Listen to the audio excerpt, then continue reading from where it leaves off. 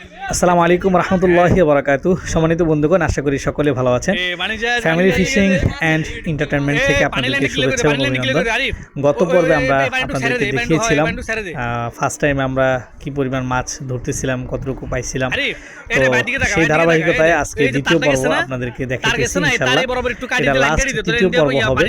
তো তৃতীয় পর্বেতে আমরা ফুল মাছের দেখাবো যে লাস্ট কতগুলো আমরা মাছ পাই। তো আশা করি আলহামদুলিল্লাহ ভিডিওটি আপনাদের অবশ্যই অনেক ভালো লাগবে।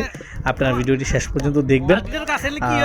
আমরা এখানে প্রজেক্ট করেছিলাম আগের পর্বেতে আপনাদেরকে বলেছি যে আমরা এখানে প্রজেক্ট করেছিলাম একটা ছোট্ট একটা প্রজেক্ট। তো বেশ কিছু তেলাপিয়া মাছ, শিং মাছ, মিশ্রণ মাছ যেটাকে বলা হয় পাঁচমিশালি মাছ আমরা এখানে ছেড়েছিলাম। ফার্স্ট টাইম দেখলাম আর কি যে কেমন কীরূপ হয়। আর আমাদের আসলে শখটাও ছিল অনেক বেশি।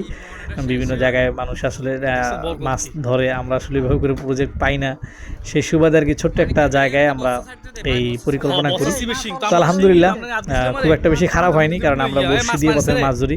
আমাদের বড়শি দিয়ে মাছ ধরা খুবই শখ, তো সেই শখটাও আমরা পূরণ করি। সেই সাথে আমরা শেষ করার আগেই, পুকুর যখন শেষ করব তার আগে আমরা পানি যখন কমে যায় তখন আমরা হাতায় মাছ ধরি। তো ওটার মধ্যে একটা আলাদা মজা, আনন্দ। তো তখনও বেশ কিছু মাছ আমরা ধরে ফেলি এবং শেষ মোমেন্টে এসে আমরা এই ইয়েগুলো করি আর কি, শেষ দিই।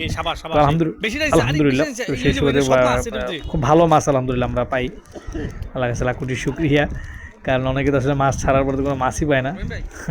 তো আশা করি আলহামদুলিল্লাহ আপনারা ভিডিওগুলো দেখতেছেন, দেখেন দেখতেই মানে খুব ভালো লাগে, একটা অন্যরকম একটা অনুভূতি কাজ করে। আর যারা আসলে মাছ ধরে বা যারা ফিশিং করে তারা আসলে জানে যে মাছের ধরার মধ্যে কি একটা মজা, একটা তৃপ্তি। খাবার খেয়েও আসলে এই তৃপ্তিটা হয় না। অধিকাংশ মানুষের মধ্যে যারা মাছ ধরে মজা করে তারা কিন্তু আসলে হয়তো মাছ ওইভাবে করে মজা করে খায় না, বা তাদের মাছ খুব একটা বেশি পছন্দ হয় না। এই যে পাঙ্গাস মাছ, এটা আসলে একবারে ছোটো বাচ্চা ছিলাম। তো আসলে বেশ কিছু তেলাপিয়া ছাড়ার কারণে আমরা তো আসলে বুঝি না মাছের সিস্টেমগুলো, আমরা বুঝি নাই যে কোন মাছ ছাড়লে ভালো হবে বা এতগুলো মাছ একসাথে ছাড়া ঠিক হবে কিনা।